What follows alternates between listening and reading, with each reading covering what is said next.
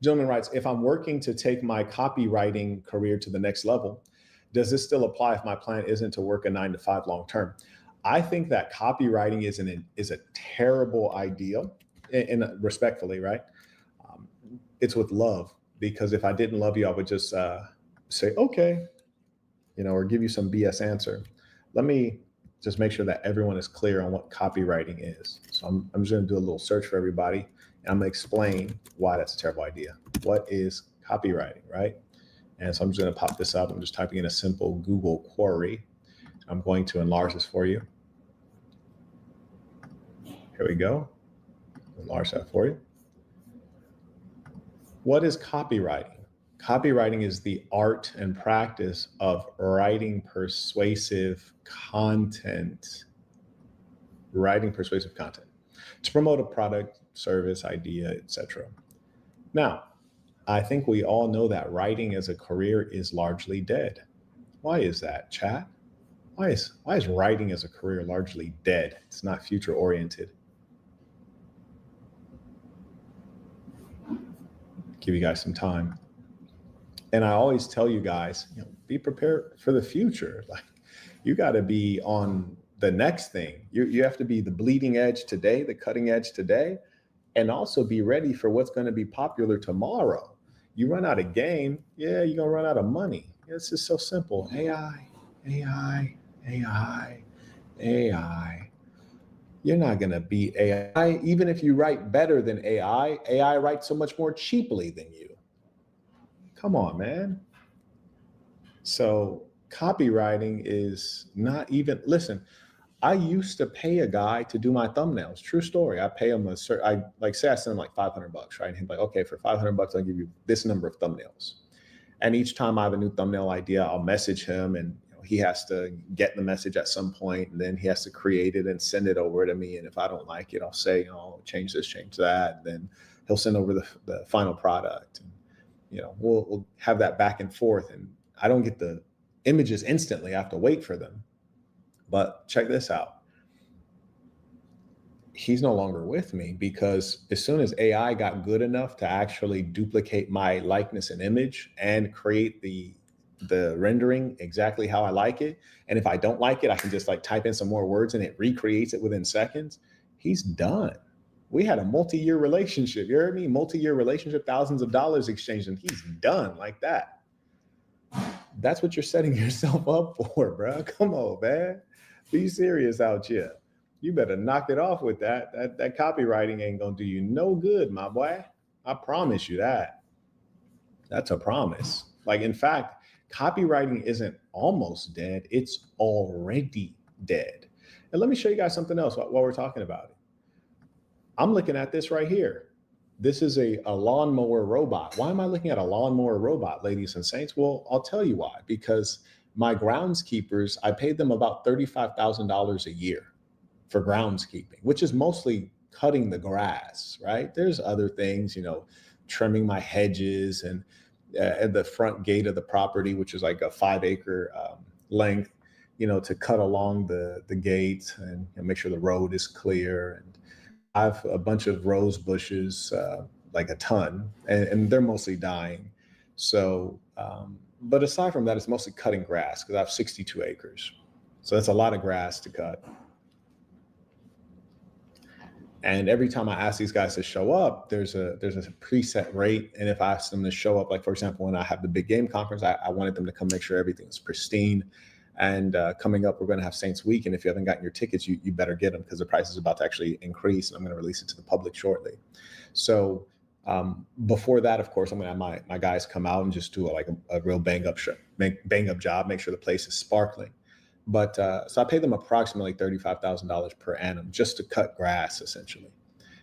So I was thinking when I was, and I was so productive over my vacation, I was thinking, well, gee, what if I could replace them with a smart robot? And really, it doesn't matter what the robot costs, as long as the robot costs less than $40,000.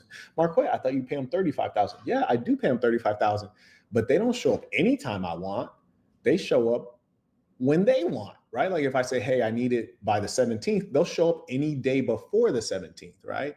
And I usually, because I don't trust human beings, I make sure that they show up at least 3 days before the date that I need it clean in case they don't show and I can hire someone else.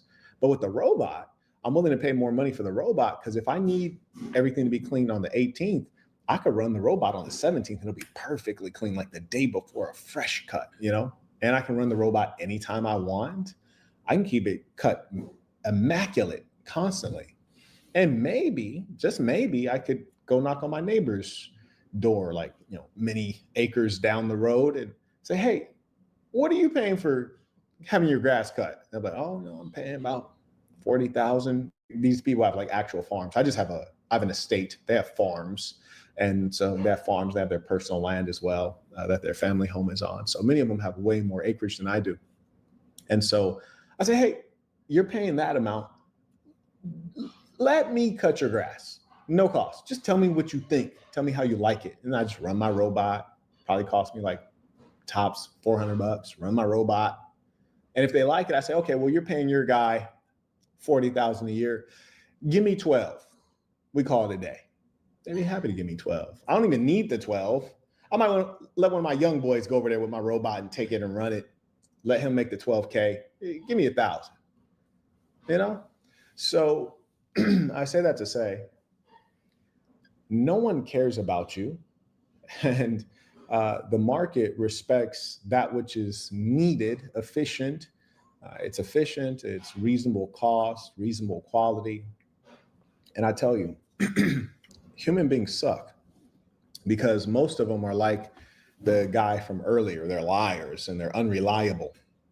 So like even when I'm shooting the Burton Plantation show, just to source responsible women takes so much time, effort, and money just to get the actresses who look the part, can act, and will show up on time. So much time and attention. And those women don't realize how thankful they should be because as soon as I can replace them with quality, reliable AI, they're gone. They're gone. They're gone.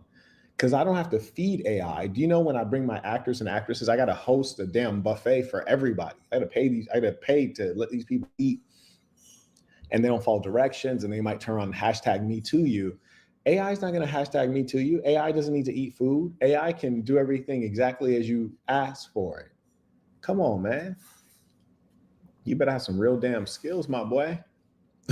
You better listen to me. You better have some real skills or you better be connected to some real people. That's why I always tell you guys, wealth through unity. Wealth through unity.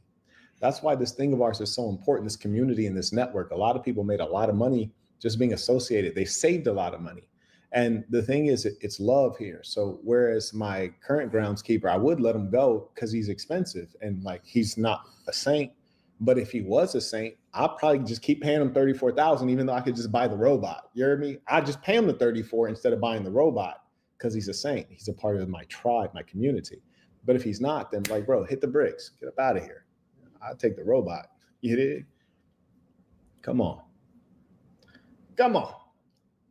So yeah, anyways, that's a good question. I'm glad you asked that question because now instead of doing the wrong thing, which is figuring out how to be an excellent copywriter, you can figure out what's next, which is not copywriting, not for you. No, sir, Bob. You want to do something where it's not easy to replace you. Here I have one client and I've spent over a year learning the skill that I'm frightened to start from scratch. Well, here's the good thing. You're young. Get your ass up and get to work. Here's the even more like hard to accept piece. If you weren't young, I'd still tell you, get your ass up and get to work. You don't have a choice, buddy. Like you don't have a choice. And the greatest of men are those who learn quickly, adapt quickly, and take action quickly. You see, I'll give you an example. There was a time I was at Johns Hopkins Medical. I was working an insane job. Really, the hours were ridiculous. The emotional toll was unbearable. The responsibility was insane. And there's very little recognition and the pay was modest. And the only respite I would get from this treacherous job was my lunch break, at which point I would go to the cafeteria and then I'd play basketball against the only blacks on campus, which were basically the janitors, the food service workers, things like that. But these niggas could really hoop though. So I would pull up in there And I try to align my lunch break with their lunch break, and then we would hoop, but we will really be hooping though. It's like not a game. You hear me? Like we playing like this scouts in the audience. And so I showed up one time and they had just finished playing, and like people were basically like about to start putting their clothes back on and hit the showers, get up out of there. And so I came in there and I really needed it in my life because it was a stressful job. And so I was like, yeah. I was like, one more run. And I usually like to stretch thoroughly before I start hooping. Years of playing various sports, injuries. I got to warm up, got to stretch. They was like, nah, yo, we got to get out of here for real, shorty. I was like, nah, one more, my boy, one more. He's like, oh, all right, yo, but you can't be doing all that yoga, yo. Yeah, we got a ball right now, though. I was like, let's get it. So we start playing, and the thing about me, LA cats, we got to talk reckless when we hoop. I don't even feel like I ain't in the game until I'm talking crazy. So we balling, and there's one cat in particular I'll always guard because he's nice. So I'm guarding Brody, and he tried to back me down. So he taking me to the paint, backing me down, trying to back me down, and then he give me, and I'm over here like, yeah, back that thing up. Yeah, use a big booty. I'm saying the wildest stuff on earth. I was like, yeah, give it to daddy. I was like, yeah, use a little, yeah. And so he's trying to do it harder and harder every time I like say something wild to him. So then all of a sudden we hear like, pop. And I look around, like I'm wondering what it was. I look around and I just crumble to the ground. It's my Achilles. Boom, gone. Achilles has left the building. And then somebody walks up and like kind of like touches behind my Achilles. They're like, yeah, that was your Achilles, my boy. That's gone. You're gonna need another one of those. And so fortunately, we're at Johns Hopkins. They pull in a wheelchair fairly quickly and roll me out of it. Now, granted, I was talking reckless while getting in the wheelchair and being rolled out of there because that's just who I am. But once I got rolled into the hospital, now mind you, we're already at a hospital. We're at Johns Hopkins Medical. So they roll me into the hospital.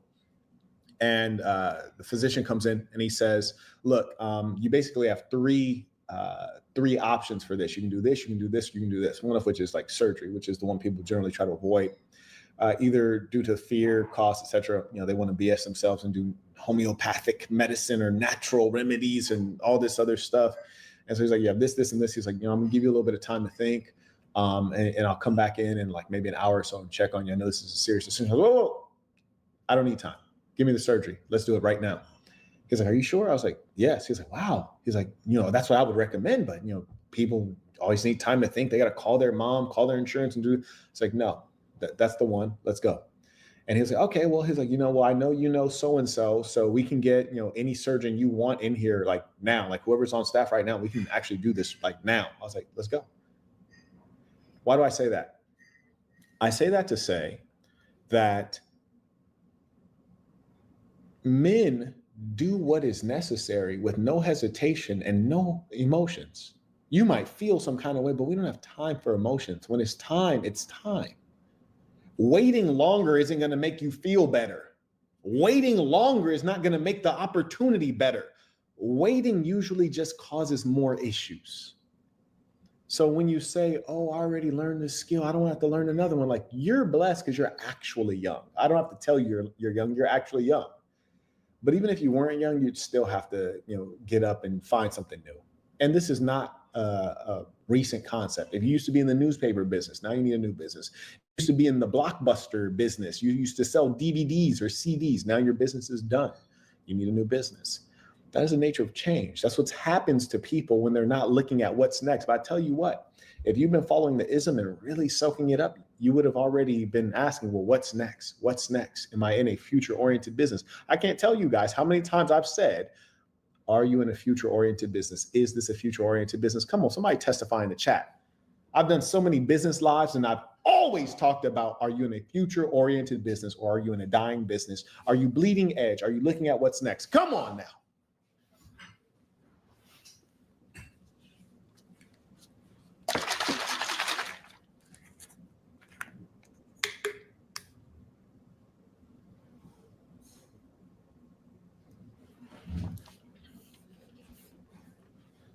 There you go. Yeah, they can testify. I've been telling you this.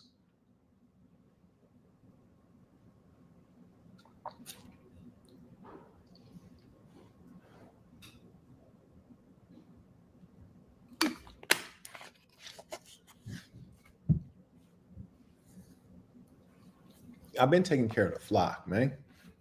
But you got to take care of your damn self. Listen, I can only tell you so many times. I can't apply it for you. You hear me? Like if you say, hey, Marquette, how do you make the girl orgasm? How do you like stroke her out right? I could tell you, but I ain't gonna go grab your old lady and like, hey, bro, watch this. This is how you do it. Like there's only so much I can do. Only so much I can do. So yeah, I've told you guys many times, you need to be engaging in something that is going to exist in the future. And if you are displaying an extraordinary skill, a significant talent, if you understand certain markets, like, okay, this is going to work in the future. Like, for example, one thing that is always going to be huge is human beings need entertainment. And one thing that'll be increasingly valuable in the future is authenticity. Authenticity, meaning the truth, being real, authentic. You guys just recently heard about Sadia Khan, and she was busted for being a lying broad. I could have told you that. You heard me? Marquette always tells you they all lying. Come on now. You shouldn't have been surprised on that. And then so many of these dating coaches, you find out that, oh man, you're getting played out by a broad. You're getting cheated on by a broad. You're getting extorted for your money by a broad. You're paying the broads. All of this consistent with all your little fake dating coaches. You never heard of that one time with the big homie. Not even close. You might have heard of the opposite of that. You heard me? Like, oh man, he really getting over. He having his way. Authenticity is going to be of paramount importance in the future. All I'm known for is authenticity. That's it. That's going to be even more valuable in the future. Now, being able to articulate and show a powerful performance live in the flesh, that's going to be way more valuable in the future because that's the only thing that AI can't duplicate. AI can't duplicate the big homie in the flesh and blood in front of you doing stand-up comedy or in front of you giving a powerful lecture. It can't duplicate that. It has to be on a screen. It has to be a hologram. So those are things that I know are always going to play. So you have to take a little bit of time and look at your market and figure out what I'm doing today. How will that look tomorrow? How can it be beneficial? How can it hurt me? And I'm always keeping an eye out for those things. Come on, man. How do you mean y'all timeless, priceless game?